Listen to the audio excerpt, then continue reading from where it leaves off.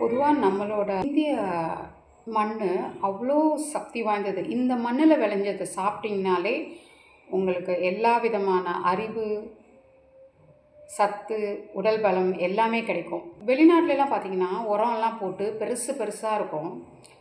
டேஸ்ட்டும் இருக்காது. அதில எந்த விதமான சத்து கூட இருக்காது. ஆனா, நம்ம ஊர்ல விளையிறது அவ்வளோ சத்தா இருக்கும். ஆயர்களும், கோனார்களும் விவசாய நிலம் வச்சிருக்கிற மறவர்கள் கிட்ட உழுக போற அந்த இடத்துல கொண்டு போய் கட்ட சொல்லுவாங்க. அவங்க அந்த இடத்துல எல்லாத்தையும் ஃபுல்லா அந்த விவசாய நிலத்தில பூராத்துலேயும் இந்த ஆடுகள் எல்லாத்தையும் படுக்க வச்சு காவலுக்கு மறவர்கள் தான் காவலுக்கு இருப்பாங்க. Kind of vigilance people. அவங்க விஜிலண்ட்டாக இருப்பாங்க. ஸோ அவங்க எல்லோரும் நைட்டு பூரா அந்த போர்வையெல்லாம் போத்திட்டு குச்சி கோல் கம்பு எல்லாம் வச்சுக்கிட்டு காவல் காப்பாங்க. அந்த ஆடுங்கள்லாம் வெளில போயிடக்கூடாதுன்னு. அந்த ஆடுங்க என்ன பண்ணும், அங்கேயே புழுக்க இதெல்லாம் போட்டு அங்கே யூரின் எல்லாம் பாஸ் பண்ணி அங்கேயே எல்லாம் பண்ணி ஒரு 3 நாளைக்கு இந்த மாதிரி பண்ணுவாங்க. 3 நாளைக்கு சில சமயம் 1 வாரம்லாம் பண்ணி அந்த நிலத்த அந்த ஆட்டு புழுக்கையும் அந்த ஆட்டோட கழிவும் எல்லாமே வந்து அவ்வளோ உரமாக ஆகிடும், பலமாக ஆகிடும் அந்த நிலத்துக்கு, அந்த மண்ணுக்கு. அந்த மண்ணில் அடுத்த நாள் வந்து அப்புறம் உழுக ஆரம்பித்து அப்புறம் நாற்று நட்டு நெல் விளைவிப்பாங்க. இது அவ்வளோ சத்தானது. நெல் மட்டும் நம்ம போடுறதில்ல அந்த நிலத்துல. மாற்றி மாற்றி ஏதாவது போடுவோம்.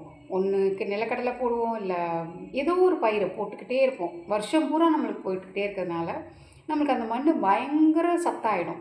ஏன்னா எல்லாத்தோட வேரும் உள்ளுக்குள்ளே இருக்கும். அதோட இது எல்லாமே அவ்வளோ சத்தான மண்ணாக இருக்கும். அதில் விளையிற காய்கறிகள்லாம் தான் தமிழர்களை அறிவாளிகளாக இருக்க வைக்குது.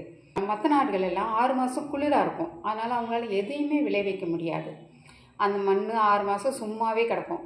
இந்த இருக்கிற 6 மாதத்தில் மட்டும்தான் அவங்களால விளைச்சல் கொடுக்க முடியும். அந்த விளைச்சலும் உரம் போட்டோ இது போட்டோ பண்ணுறதுனால அவ்வளோ சத்தாக இருக்காது.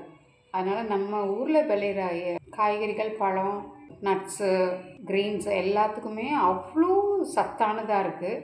இதை விட்டுட்டு நம்ம இம்போர்ட் பண்ணி வாங்குகிற பழங்கள் எல்லாம் வாங்கி சாப்பிட்றத விட நம்ம ஊரில் விளையிற இந்த நல்ல சத்தான பழங்களையே சாப்பிட்லாம்.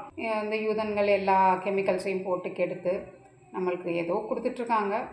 மீண்டும் பழைய விதமான விவசாயம் கொண்டு வருவோம் நம்ம நாட்டுக்கு, முருகனை